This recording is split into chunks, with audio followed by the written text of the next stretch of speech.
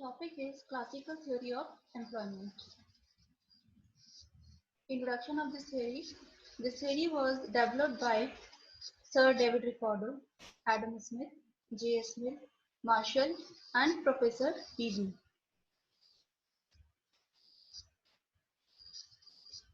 Definition of this theory, it has been given by Professor Lerner, and according to him, full employment is a situation in which all those who want to work at the existing rate of wage get work without any undue difficulty. So, full employment is a general feature of the economy, and anyone who is ready to work at current rate of wage is getting job very easily.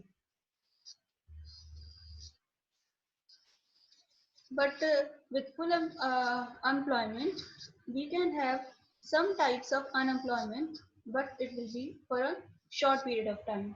So first can be voluntary unemployment, means we can have people in our economy who are not ready to work voluntarily. Second is frictional unemployment, means due to shortage of raw material or immobility of labor, we can have this kind of unemployment again for a short period of time. Seasonal unemployment means due to change in season or due to change in fashion, we can have seasonal unemployment also. Generally, we see this type of unemployment in agricultural area. Next is structural unemployment. Structural unemployment means due to change in the structure. We can have this type of unemployment. And last is technical unemployment. Due to change in technique, we can have unemployment for short period of time. So for a short period of time, we can have this type of unemployment in the economy, but in long run, economy will be getting full employment.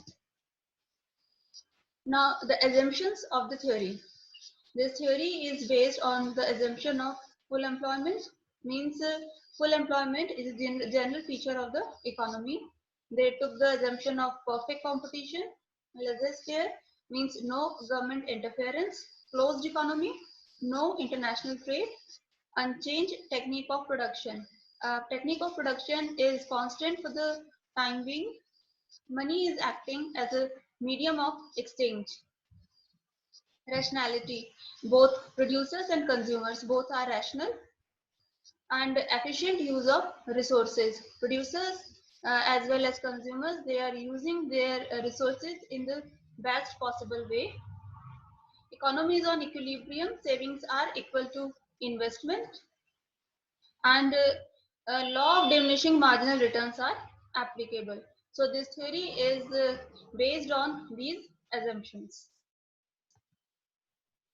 Now, according to this theory, we can determine income and employment level in the economy with the help of production function.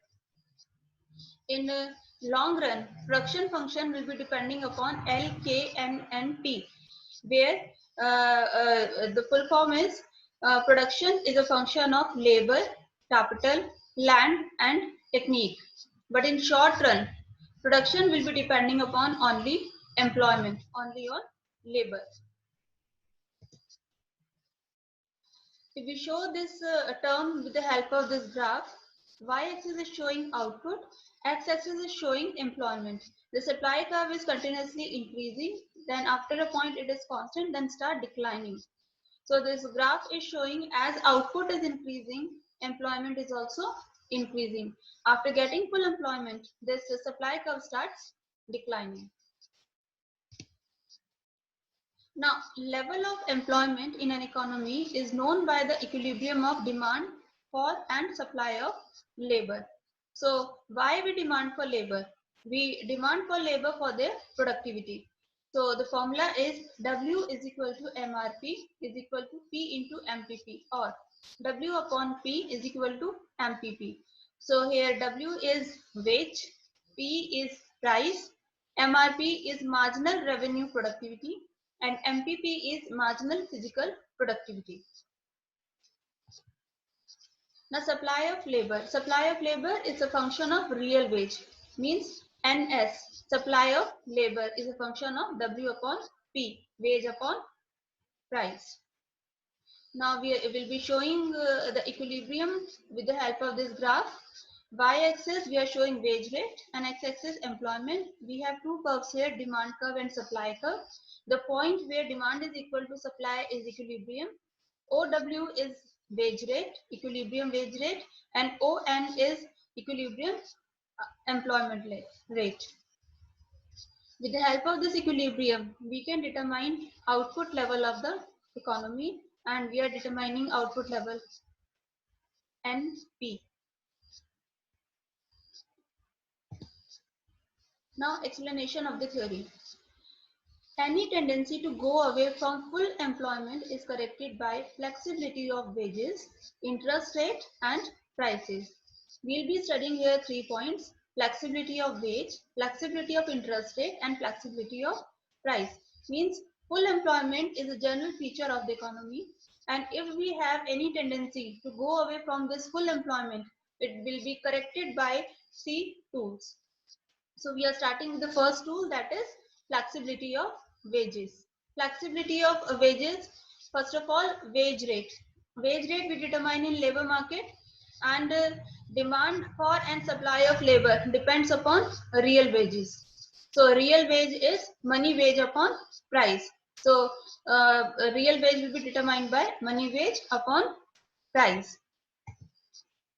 Now we have these two curves here, demand curve and supply curve, and the wage rate where demand is equal to supply is E, where wage is OW and employment is N. As and when there is a disequilibrium between demand and supply, will increase the wage or will decrease the wage, and with the help of this increase and decrease of wage, we'll be finding out the point of equilibrium. Say for example, demand is greater than supply or supply is greater than demand, we'll be changing the wage rate, and when we change the wage rate, in long run again we'll be finding out the point of equilibrium, that is full employment. Now, second tool is flexibility of rate of interest or Say's law of market. So, French economist Professor J.B. Say, he has propounded a law market that is known as Say's law of market, and according to him, supply creates its own demand. And with the help of this flexibility of rate of interest, we can again find out the point of full employment. So according to classical economists, both investment and saving depends upon rate of interest. I is a function of R, means investment is a function of rate of interest. Saving is a function of R. Saving is also a function of R. So S is equal to I. Now again the y-axis is showing rate of interest and x-axis is showing saving and investment. So where demand and supply, they are in equilibrium, determining the equilibrium rate of interest. And whenever there is a disequilibrium between investment and saving, we'll be increasing and decreasing rate of interest. But in long run, we'll be finding out the point where the economy is on equilibrium. Now, flexibility of price level. Price level, we generally the economy, the demand where economy will be on equilibrium where the demand is equal to supply. So, with the change of price level, we'll be finding out the point of equilibrium.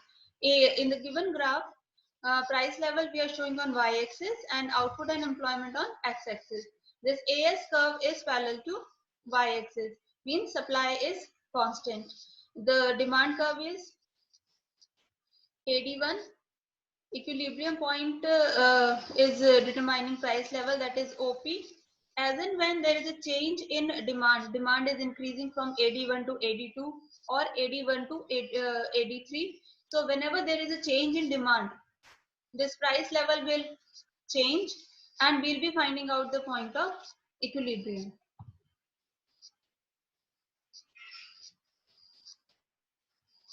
Now, next is the criticism of the theory. So, the modern economists, they criticize the theory on some basis. First is full employment. We all are very well aware that full employment, it is very tough to achieve, and we have unemployment in our economy. So, we criticize the theory on the basis of this assumption of full employment. Then second is rejection of Say's law. DBC says supply creates its own demand. But in our real life, we understand that if we don't produce goods and services according to the fashion, taste, choices of the consumer, it is very tough to sell. So the law was rejected. Then wage cut and unemployment. Classical economists, they were in the favor of wage cut, and that is how they were in a favor of reducing unemployment. But the modern economists, they generally uh, disapprove this point, and according to them, wage cut is ethically wrong. Then necessity of state intervention. The assumption was laissez-faire. But in our real life, we understand that the government has a very crucial role to play in today's modern economy. So it is important and it is necessary that we should have state intervention and no automatic adjustment. According to this theory, uh, three tools, wage rate, price level, and rate of interest, they adjust automatically. But we understand it is very tough and there will be no automatic adjustment as such in real life, in today's crucial and critical life.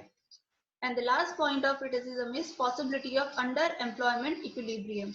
Possibility of underemployment equilibrium means we can achieve the point where maximum deserving people, they are getting job, but full employment, it's very tough. So that was the theory all about. Thank you so much.